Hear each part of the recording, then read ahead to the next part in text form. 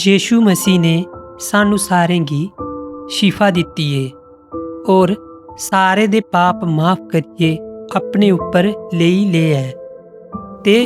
सानू सारें गी पापे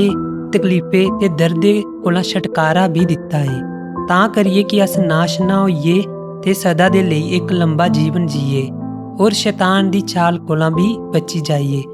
ते फिर ना कोई पाप होग ना दुख ते ना ही पीड़ा होग और फिर ना ही कदे सानू पाप छुई सकदा है।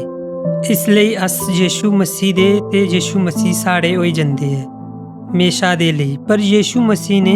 सानू दुखे ते पापे कोला छड़ाने आस्ते अपनी बड़ी बड्डी कुर्बानी दित्ती है जिदे कन्ने साढ़े पाप एक बारी च ही खत्म होई गए है और अस पाप कोला बचाई लित्ते गए है। इसलिए सानू चाहिदा कि यीशु दी कुर्बानी गी याद करदे होई असें भी ओदी ही तरह पवित्र ते साफ जीवन जीना चाहिदा जिदे कन्ने अस पाप कोला दूरी बनाई लैने और फिर एक अच्छा ते पवित्र जीवन जीने आमीन।